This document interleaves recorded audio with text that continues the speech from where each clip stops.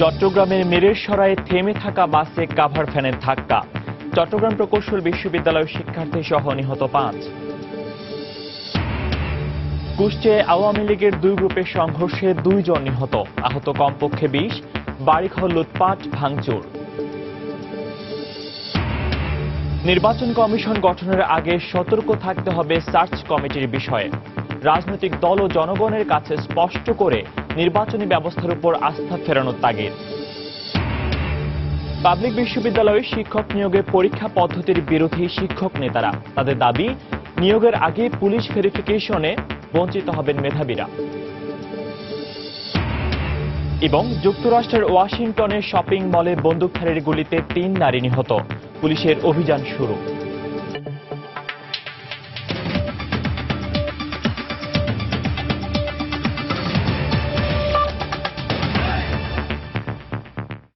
সময় সংবাদের সঙ্গে আছি আমি ফয়সাল মোর্শেদ। চট্টগ্রামের মিরেরসরায়ে কাভার্ড ভ্যানের ধাক্কায় বাস ও কাভার্ড ভ্যানের হেলপার সহ 5 জন নিহত হয়েছেন। ভোরে ঢাকা চট্টগ্রাম মহাসড়কের বড়তাকিয়া এলাকায় এই দুর্ঘটনা হয়। হাইওয়ে পুলিশ জানায়, ভোরে ওই এলাকার ফিলিং স্টেশনের সামনে দাঁড়িয়ে ছিল একটি বাস। এ সময় পেছন থেকে একটি কাভার্ড ভ্যান বাসটিকে ধাক্কা দিলে এটি রাস্তার পাশে খাদে পড়ে যায়। এতে ঘটনাস্থলেই বাস ও কাভার্ড ভ্যানের চালকের সহকারী সহ 4 জন নিহত হন। পরে গুরুতর অবস্থায় হাসপাতালে নেয়ার পথে আরও একজনের মৃত্যু হয়। নিহতদের মধ্যে একজন চট্টগ্রাম প্রকৌশল ও প্রযুক্তি বিশ্ববিদ্যালয়ের শিক্ষার্থী বলে জানিয়েছে পুলিশ।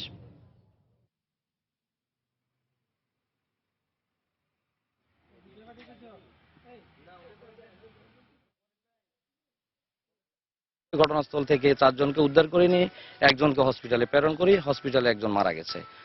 পর্যায়ক্রমে পরিচয় আমরা 5 জনের নামটা পাইছি, এখন আইডেন্টিফাই করতে পারি নাই। পরিচয়পত্র বিস্তারিত পাওয়ার সাপেক্ষে আমরা আইনগত ব্যবস্থা নিচ্ছি। দর্শক, এই মুহূর্তে ঘটনাস্থলে আছেন আমাদের সহকর্মী আতিয়া সজল। আমরা সেখানকার সবশেষ খবর জানতে সরাসরি চলে যাচ্ছি তার কাছে।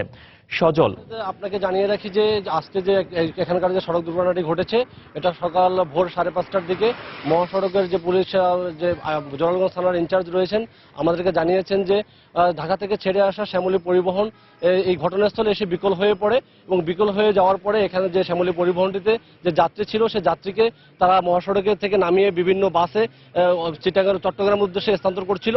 সর্বশেষ যে কয়েকজন যাত্রী ছিল সে যাত্রীদেরকে নিয়ে বাসের পিছনে অবস্থান করছিল। ঠিক বাসের পিছনে অবস্থান করাকালীন অবস্থায় পিছন থেকে চট্টগ্রাম উদ্দেশ্যে আরেকটি ছেড়ে আসা কাভার ভ্যানটি আপনারা দেখতেই পাচ্ছেন, এটি পিছন থেকে এসে পুরো যাত্রীদেরকে পিষ্ট করে দেয়, বাসের পিছনের সাথে মেরে দেয়। সাথে সাথে বাসটিও খাদের রাস্তার পাশে চলে যায় এবং ঘটনাস্থলেই 4 জন যাত্রী নিহত হয়েছেন এবং একজনকে পুলিশ উদ্ধার করে হাসপাতালে নেওয়ার পরে চিকিৎসক মৃত ঘোষণা করেছেন। এবং এখানকার যারা নিহত হয়েছেন তাদের মধ্যে রয়েছে তাওকির তাজাম্মুল সুস্মিত, উনি চুয়েটের ছাত্র, এবং মিজানুর রহমান মাখন সম্ভবত পুলিশ ধারণা করছে বাসের কোন স্টাফ হবেন, সৈয়দ আহমেদ যার বাড়ি নাটোর জেলায়, আর শাহিদা আক্তার উনি চট্টগ্রাম ইপিজেডের একটি গার্মেন্টসের কাটিং অপারেটর হিসেবে কাজ করে, তা ওনার স্বামী বাংলাদেশ সেনাবাহিনীতে কর্মরত আছেন বলে পুলিশ আমাদেরকে জানিয়েছেন। এবং আরেকজন রয়েছে মোহাম্মদ আলী নামে, এও বাসের কোন স্টাফ হবে বলে আমাদেরকে পুলিশ ধারণা করছেন। আর ঘটনার পর থেকে যে এখানে বাসটি পড়ে আছে এবং উদ্ধারকৃতদেরকে যারা এখানে মৃতদেহগুলোকে মিরসরাই জোরালগঞ্জ থানার যে হাইওয়ে থানা রয়েছে সেখানে রাখা হয়েছে। সেখানকার যারা নিহতদের স্বজনরা সেখানে সকাল থেকে ভিড় করছেন এবং যারা যে চুয়েটের যে ছাত্র নিহত হয়েছেন সে তার সহপাঠীরা এবং শিক্ষকরা সকাল থেকেই ঘটনা শোনার পর থেকেই জোরালগঞ্জ থানায় তারা জড়ো হয়েছেন। তারা এই ঘটনার ক্ষোভ প্রকাশ করেছেন এবং আপনাকে জানিয়ে পুলিশের জোরালগঞ্জ থানার যে ইনচার্জ রয়েছেন উনি জানিয়েছেন এখানকার যে দুর্ঘটনার জন্য যে দায়ী কাভার ভ্যানটির যে কোনো ড্রাইভার এবং হেল্পারকে তারা আটক করতে পারেনি, তবে কাভার ভ্যানটি আটক হয়েছে এবং তারা আইনানুগ ব্যবস্থা নিচ্ছেন বলে আমাদেরকে জানিয়েছেন। এই ছিল এখানকার সর্বশেষ অবস্থা। মোর্শেদ। দর্শক, চট্টগ্রামের মিরসরা থেকে সড়ক দুর্ঘটনার সবশেষ খবর জানাতে আমাদের সাথে সরাসরি যোগ দিয়েছিলেন সহকর্মী আতিয়া সজল। কুষ্টিয়ায় আওয়ামী লীগের দুই গ্রুপের সংঘর্ষে নিহত হয়েছেন 2 জন, আহত অন্তত 20 জন। সকালে সদরের মাছপাড়া গ্রামে এই ঘটনা ঘটে। পুলিশ জানায়, বেশ কিছুদিন ধরে সদর উপজেলা ছাউদে ইউনিয়ন পরিষদের চেয়ারম্যান কেরামত আলীর সমর্থকদের সঙ্গে একই ইউনিয়নের আওয়ামী লীগের সভাপতি বখতিয়ার হোসেনের সমর্থকদের মধ্যে বিরোধ চলে আসছিল। এরই জেরে আজ ভোর 6টার দিকে মাছপাড়া গ্রামে ঢুকে কেরামত আলীর সমর্থকরা। এ সময় বখতিয়ার হোসেনের সমর্থকরা তাদের বাধা দিলে দুপক্ষের সংঘর্ষ শুরু হয়। এতে ঘটনাস্থলে একজন নিহত হন। এই ঘটনায় আহতদের কুষ্টিয়া জেনারেল হাসপাতালে ভর্তি করা হলে চিকিৎসাধীন অবস্থায় আরও একজন মারা যান। স্থানীয়দের অভিযোগ এ সময় 20 থেকে 22টি বাড়িঘরে ভাঙচুর ও লুটপাট চালানো হয়। ঘটনাস্থলে অতিরিক্ত পুলিশ মোতায়েন করা হয়েছে।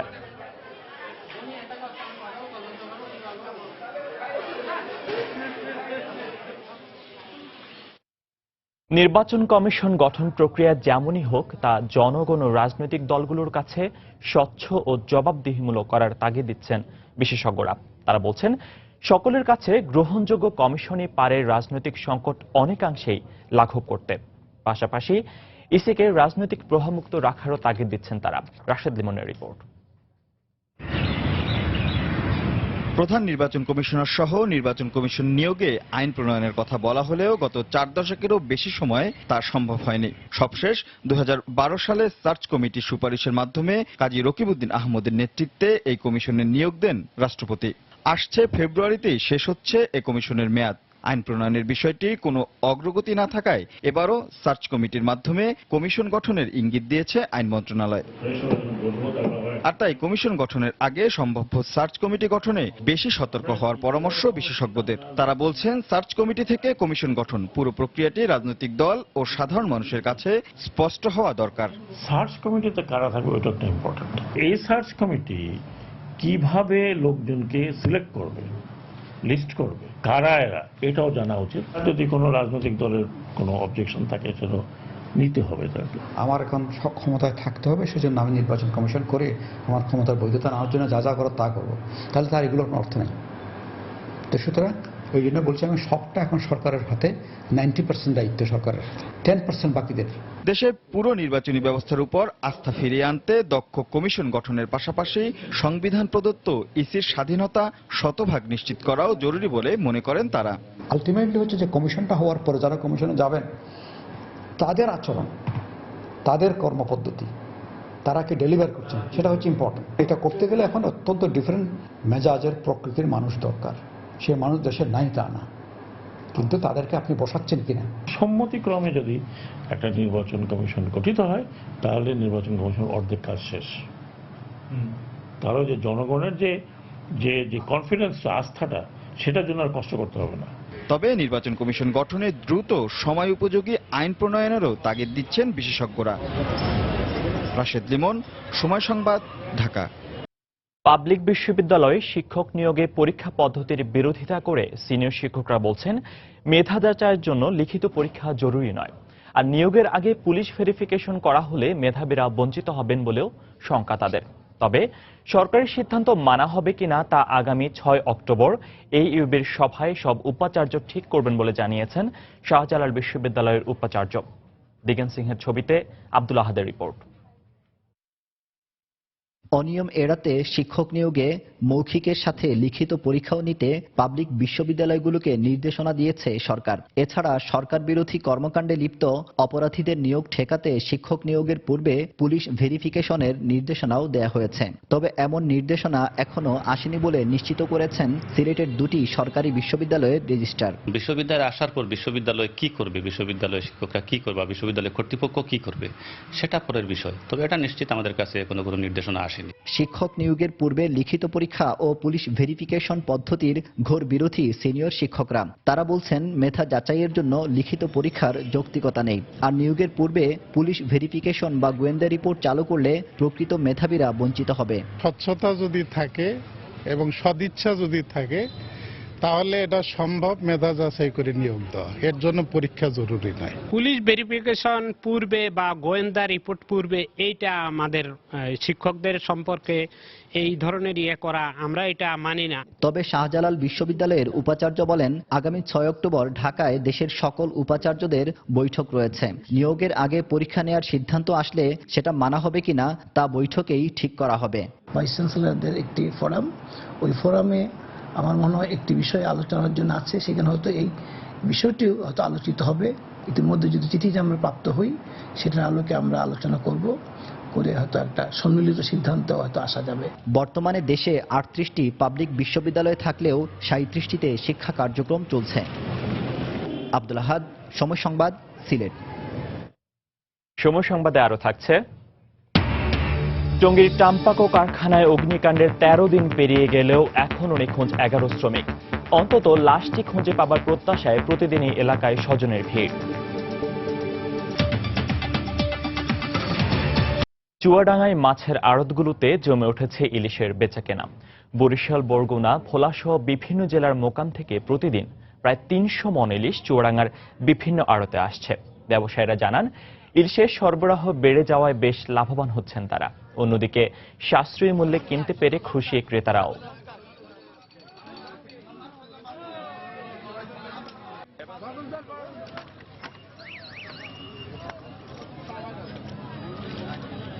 বরিশাল এবং আপনার খুলনা থেকে কিছু মাছ আপনার বাগেরহাট এবং পিরোজপুরের মাছ চুয়াডাঙ্গাতে প্রচুর আমদানি হওয়ার কারণে বিগত 10-15 দিনের থেকে আজকে মাছের দাম অনেক কম হয়েছে। চুয়াডাঙ্গায় 7 বছর এত মাছ আমদানি হয়নি।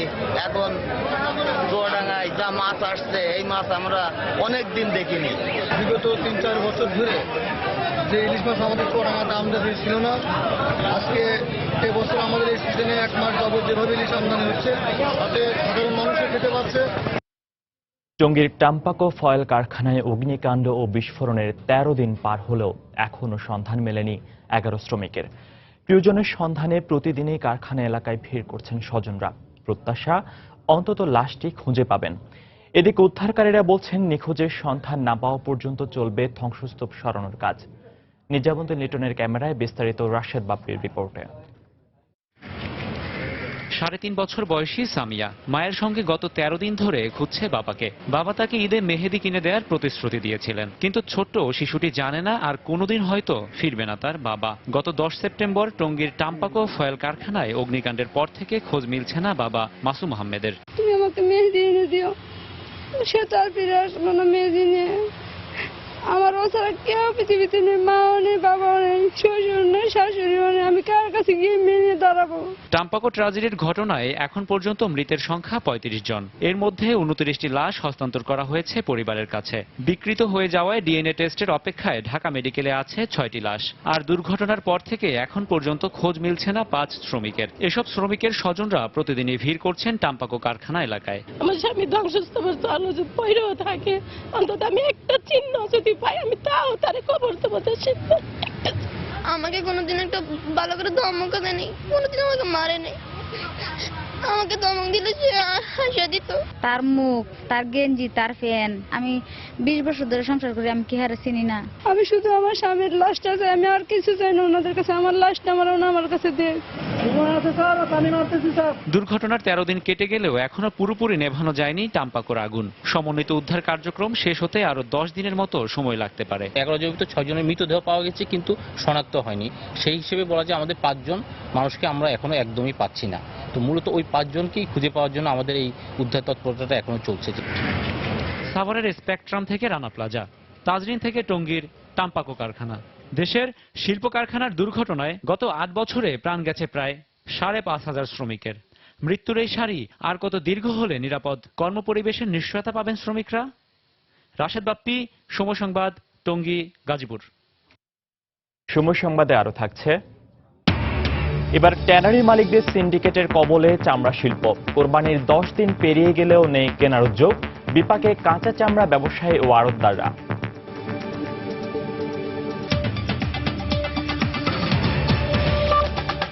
প্রতারণামূলক কার্যক্রম সহ অবৈধ ব্যাংকিং এর দায়ে বন্ধ হয়ে যাওয়া যুব কর্মসংস্থান সোসাইটি যুবকের গ্রাহকদের অর্থ ফেরত পাওয়া নিয়ে দেখা দিয়েছে চরম অনিশ্চয়তা।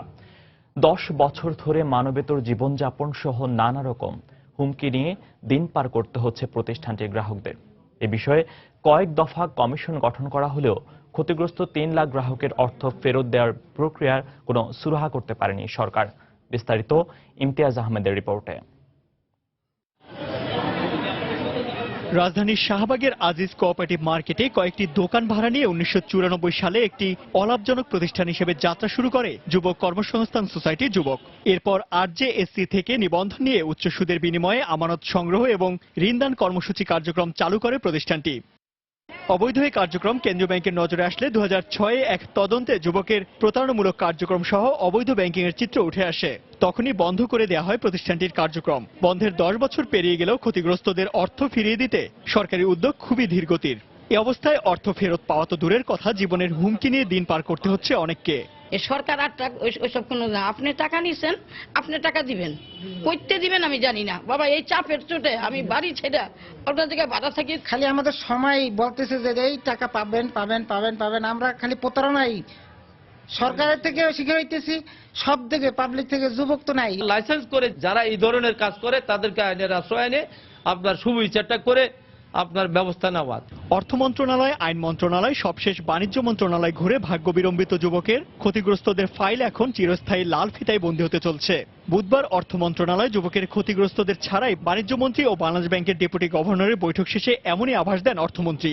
যারা আঘাতপ্রাপ্ত হয়েছেন, স্বার্থে আঘাতপ্রাপ্ত হয়েছেন, তাদের কোনো ইন্টারেস্ট নেই, একটা কেস কেউ যারা এই কাজগুলি করেছে তাদের কোনো খোঁজ নেই, এবং এতগুলি লোক এখানে টাকা দিয়েছে, বিনিয়োগ করছে, তারা একটা কোর্টে যেত, মামলা করতো, কোনো কিছু। আমরা আজকে সেটা আলোচনা করলাম, আবার আমরা মাননীয় প্রধানমন্ত্রী আমরা এটা অভিযোগ। তবে যুবকের গ্রাহকদের নিয়ে গঠিত যুবকে ক্ষতিগ্রস্ত জনকল্যাণ সোসাইটি নামে একটি সংগঠনের পক্ষ থেকে মামলা করা হয়, যা এখনও উচ্চ আদালতে বিচারাধীন রয়েছে। ইমতিয়াজ আহমেদ, সময় সংবাদ, ঢাকা।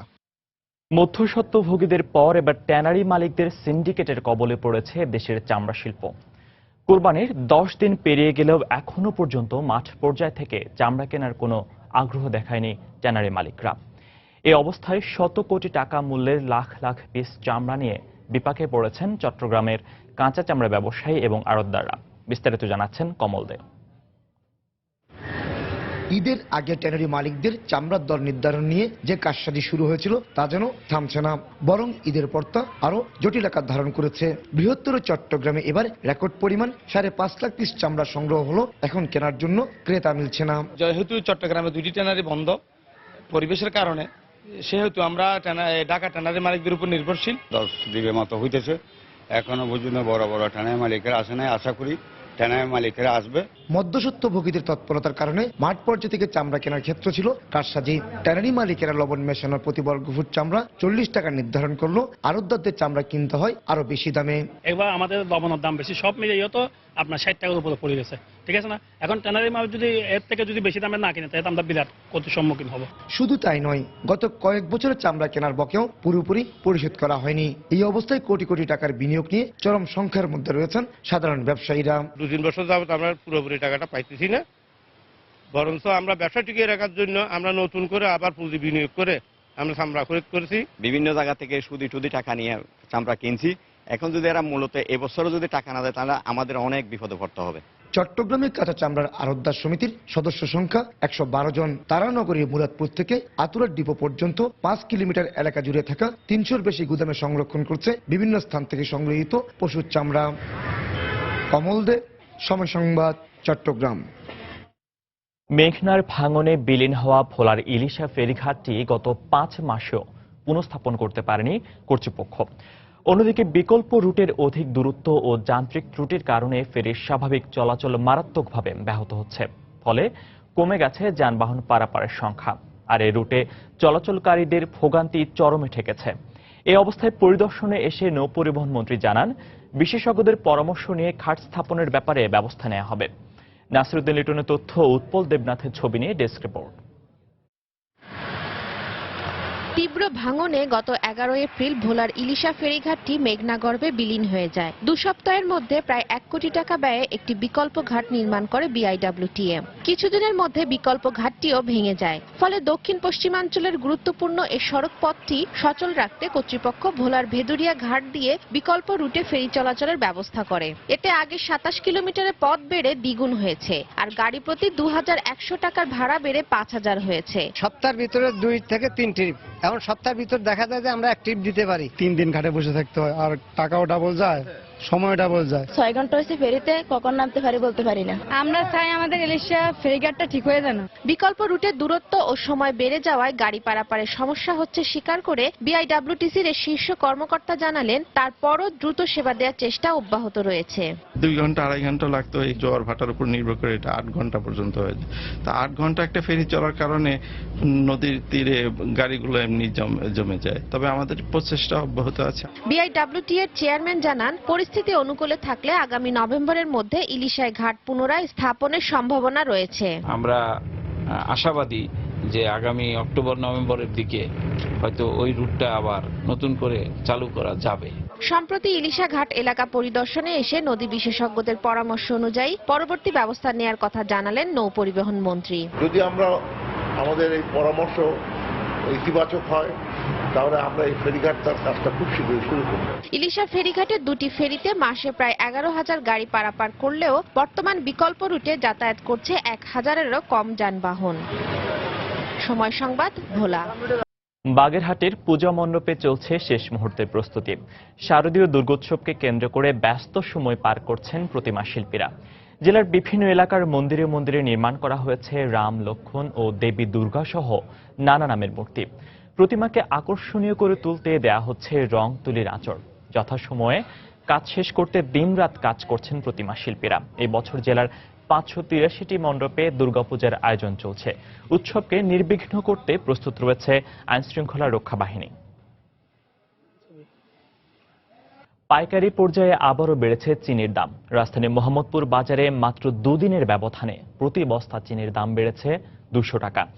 মিনিকেট, আটা সহ বেশ কিছু চালের সঙ্গে বেড়েছে রসুনেরও দাম। তবে পেঁয়াজের বাজার দর নিয়ে ভিন্ন প্রতিক্রিয়া জানিয়েছেন ব্যবসায়ীরা। এদিকে ড্রাম প্রতি খোলা সয়াবিনের দাম বাড়লেও পরিবর্তন আসেনি বোতলজাত সয়াবিন আর মশলার বাজারে। সংকট নেই পণ্য সরবরাহে। বাজার চিত্র বলছে খুচরা ক্রেতাদের তেমন ভিড়ও নেই পাইকারি মোকামগুলোতে, কিন্তু এরপরও থেমে নেই চালের দাম বৃদ্ধি। এক সপ্তাহের ব্যবধানে 30 টাকা দরের প্রতি কেজি 28 চাল বিক্রি হচ্ছে সর্বোচ্চ 39 টাকায়। বেড়েছে মিনিকেট, নাজির শাহীর সহ চাহিদা বেশি এমন সব চালের দাম। ব্যবসায়ীরা বলছেন আমদানি কমে যাওয়ার সঙ্গে দেশের বিভিন্ন অঞ্চলে বন্যা হওয়ায় বাড়ছে চালের বাজার। ক্রমাগতভাবে বাড়তেছে, এটা মোকামেই আপনার রেট বাড়তে। সন্না চালটার দাম 23 টাকা থেকে এটা এখন 35-36 টাকা পর্যন্ত চলে আসছে। মধ্যস্বত্বভোগী যারা আছে তাদের কাছে এই লাভটা চলে যায়। কৃষক পায় না, তার ঠিক আছে, কৃষকের কাছে যখন ধান থাকে তখন আমাদের দেশে ইন্ডিয়ান চাল আসে, এখন আমাদের ইন্ডিয়ান চাল আসে না। বাজারে সরবরাহে ঘাটতি নেই পেঁয়াজ, রসুন, আদা কিংবা আলুরও। এরপরও কেজি প্রতি 30 থেকে 50 টাকা বেড়েছে রসুনের দাম। তবে ব্যবসায়ীদের পরস্পর বিরোধী বক্তব্য পাওয়া গেল পেঁয়াজের দর নিয়ে। কেউ বলছেন আমদানি কমাই বেড়েছে দাম, আবার কারো মত আমদানি বেশি হয় নষ্ট হচ্ছে পেঁয়াজ। পেঁয়াজ এখন পচায় বলাই দিতেছে, কেউ খায় না। প্রতি কেজি 60 টাকা থেকে শুরু করে 20 টাকা পর্যন্ত আছে ইন্ডিয়ান পেঁয়াজ। পেঁয়াজের দাম কেজিতে 3-4 টাকা বেশি আছে আগের চেয়ে। ইন্ডিয়া থেকে পেঁয়াজ আসা বন্ধ, ইন্ডিয়ান পেঁয়াজের দাম বেশি। পাইকারি বাজারে আবারও বেড়েছে চিনির দাম। মাত্র দুদিনের ব্যবধানে কেজিতে 4 টাকা বেড়ে বিক্রি হচ্ছে 70 টাকা দরে। বেড়েছে খোলা সয়াবিনের দামও, বিক্রি হচ্ছে 90 থেকে 95 টাকায়। যদিও অপরিবর্তিত রয়েছে বোতলজাত সয়াবিন আর মসুর, খেসারি, মুগ সহ অন্যান্য ডালের দাম। গত শনিবার পর্যন্ত আমরা বিক্রি করছি 3150 টাকা। বুধবারে 12টার পরে যায় এই বাজারটা 200 টাকা করে বাড়ছে। আন্তর্জাতিক বাজারে চিনির বাজার বেশি। তবে এলাচ, লবঙ্গ, গোলমরিচ, দারুচিনি সহ সব ধরনের মশলার পাশাপাশি একেবারেই স্থিতিশীল রয়েছে গুঁড়ো দুধের বাজার দর। জুবাইর ফয়সাল, সময় সংবাদ, ঢাকা। দেশের বাইরের খবর। যুক্তরাষ্ট্রের ওয়াশিংটনে একটি শপিং মলে বন্দুকধারী গুলিতে 3 জন নিহত হয়েছেন। এই ঘটনায় আহত একজনের অবস্থা আশঙ্কাজনক বলে জানায় কর্তৃপক্ষ। স্থানীয় সময় শুক্রবার রাতে বার্লিংটনে ক্যাসকেড বিপণী বিতানে এই হামলার ঘটনা ঘটে। নিহতদের 3 জনই নারী। ঘটনাস্থলে সিসিটিভির ছবি দেখে পুলিশ জানিয়েছে হামলাকারী 20 থেকে 25 বছর বয়সী যুবক হতে পারে। ওই সন্দেহভাজনের খোঁজে অভিযান শুরু করেছে নিরাপত্তা বাহিনী। সেই সঙ্গে ঘটনাস্থল ও তার আশেপাশে নিরাপত্তা ব্যবস্থা জোরদার করা হয়েছে।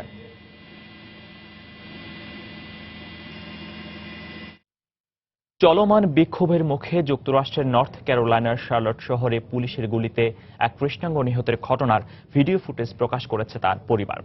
প্রকাশিত ভিডিও ফুটেজে দেখা যায় গুলিতে নিহত কেট স্কটকে গুলি না করতে পুলিশকে অনুরোধ করেন তার স্ত্রী রাকেল স্কট। এর আগে পুলিশ ঘিরে ধরলে তাদের 2 জনকে গাড়ি থেকে নামতে দেখা যায়। তবে পুলিশের ভাষ্য মতে স্কটের হাতে আগ্নেয়াস্ত্র থাকার কথা থাকলেও প্রকাশিত ভিডিও ফুটেজে তার পরিষ্কার দেখা যায়নি বলে জানায় স্থানীয় গণমাধ্যম। এদিকে ভিডিও ফুটেজে প্রকাশের পর এই ঘটনাকে বর্বরোচিত উল্লেখ করে আবারও বিক্ষোভ শুরু করেছে শার্লট শহরের নাগরিকরা। এর আগে কিট স্কটকে হত্যার ভিডিও ফুটেজ প্রকাশের জোর দাবি জানিয়েছিল তার পরিবার ও কৃষ্ণাঙ্গ অধিকার আন্দোলনের নেতাকর্মীরা। তবে এই মুহূর্তে কোনো ভিডিও প্রকাশ করা হবে না বলে জানিয়েছিল শার্লট পুলিশের বিভাগের প্রধান। জম্মু কাশ্মীরে ভারতীয় পুলিশের গুলিতে এক বিক্ষোভকারী নিহত হয়েছেন।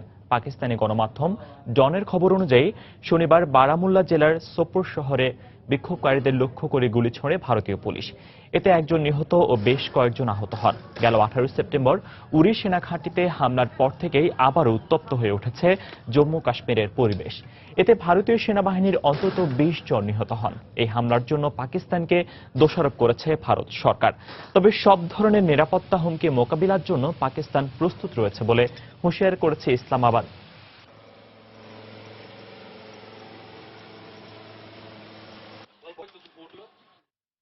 খেলার খবর। জমকালো আয়োজনের মধ্য দিয়ে গতকাল সিলেট জেলা স্টেডিয়ামে উদ্বোধন হল Bangladesh premier league football BPL.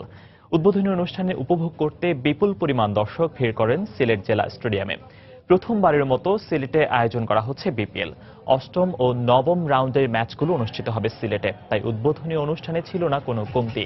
Ayub Bachchu, Mumtaz সহ খ্যাতনামা সব শিল্পীর পরিবেশনায় মুগ্ধ হয় পুরো গ্যালারি।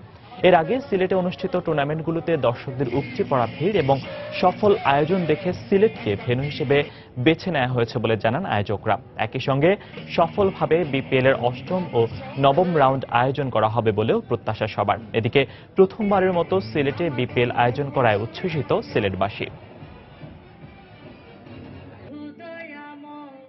বিগত দিনে যেভাবে সুন্দরভাবে খেলাগুলো হয়েছে, সিলেটে এবারও এই বিপিএল এর আসরটা অত্যন্ত জমকালো হবে এবং আমাদের পক্ষ থেকে সব ধরনের সহযোগিতা থাকবে। সিলেটের শান্তিপ্রিয় দর্শক, আপনারা যেন আগামী 25 তারিখ মাঠে এসে গ্যালারি পরিপূর্ণ করেন। এইটা পরিপূর্ণ হলে আমরা আগামীতে আরো সুন্দর ইন্টারন্যাশনাল খেলা পাবো। পাকিস্তান ও ওয়েস্ট ইন্ডিজ টি-20 সিরিজের খবর। ইমাদ ওয়াসিমের ক্যারিয়ার সেরা বোলিংয়ে আবুধাবিতে সিরিজের প্রথম টি-20তে ওয়েস্ট ইন্ডিজকে 9 উইকেটে হারিয়েছে পাকিস্তান। টস হেরে আগে ব্যাট করতে নেমে সবকটি উইকেট হারিয়ে 115 রান করে ওয়েস্ট ইন্ডিজ। জবাবে 34 বল হাতে রেখে 1 উইকেট হারিয়ে জয়ের বন্দরে পৌঁছে যায় পাকিস্তান। 5 উইকেট নিয়ে ম্যাচ সেরা হয়েছেন ইমাদ ওয়াসিম। ব্যাট করতে নেমে শুরুতেই পাক বোলারদের তোপে পড়ে ক্যারিবীয়রা। মাত্র 22 রানেই চার্লস, লুইস ও ফ্লেচার সহ টপ অর্ডারের 5 ব্যাটসম্যানকে হারায় ওয়েস্ট ইন্ডিজ।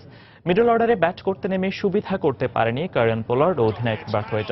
তবে এক প্রান্ত আগলে ছিলেন জোয়াই ব্রাভো। তার ব্যাট থেকে আসে 55 রান, কিন্তু তাকে কেউ সঙ্গ দিতে না পারলে 115 রানে থামে ক্যারিবীয়দের ইনিংস। জবাবে ব্যাট করতে নেমে শুরুটা ভালো হয়নি পাকিস্তানেরও। দলীয় 28 রানে ওপেনার সার্জিল খানের উইকেট হারায় সরফরাজ আহমেদের দল, কিন্তু খালিদ লতিফ ও বাবর আজমের ব্যাটিয়ে দ্বিতীয় উইকেটে ঘুরে দাঁড়ায় পাকিস্তান। এই দৈত্যের ব্যাটিং দৃঢ়তায় শেষ পর্যন্ত আর কোনো উইকেট না হারিয়ে জয়ের বন্দরে পৌঁছে যায় তারা। লতিফ 34 এবং বাবর আজম 55 রানে অপরাজিত থাকেন।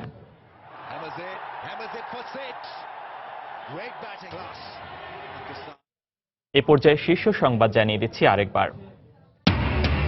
চট্টগ্রামে মিরসরাইয়ে থেমে থাকা বাসে কাভার্ড ভ্যানের ধাক্কা, চট্টগ্রাম প্রকৌশল বিশ্ববিদ্যালয়ের শিক্ষার্থী সহ নিহত 5। কুষ্টিয়ায় আওয়ামী লীগের 2 গ্রুপের সংঘর্ষে 2 জন নিহত, আহত কমপক্ষে 20, বাড়িঘর লুটপাট ভাঙচুর। নির্বাচন কমিশন গঠনের আগে সতর্ক থাকতে হবে সার্চ কমিটির বিষয়ে। রাজনৈতিক দল ও জনগণের কাছে স্পষ্ট করে নির্বাচনী ব্যবস্থার উপর আস্থা ফেরানোর তাগিদ। পাবলিক বিশ্ববিদ্যালয়ে শিক্ষক নিয়োগের পরীক্ষা পদ্ধতির বিরোধী শিক্ষক নেতারা। তাদের দাবি, নিয়োগের আগে পুলিশ ভেরিফিকেশনে বঞ্চিত হবেন মেধাবীরা। এবং যুক্তরাষ্ট্রের ওয়াশিংটনের শপিং মলে বন্দুকধারীর গুলিতে 3 নারী নিহত, পুলিশের অভিযান শুরু। এই ছিল এখনকার মতো। যে কোনো খবর পেতে ভিজিট করুন সময়নিউজ.tv। যে কোনো বাংলা লিংক, রবি ও এয়ারটেল নম্বর থেকে সময় সংবাদের খবর, অনুষ্ঠান সম্পর্কে জানতে এবং যে কোনো তথ্য সময় সংবাদকে জানাতে ডায়াল করুন 16242 নম্বরে। এছাড়া এইমাত্র পাওয়া খবর মোবাইলে পেতে SMS করুন *BN লিখে পাঠিয়ে দিন 16242 নম্বরে। সঙ্গে থাকুন সময়ের।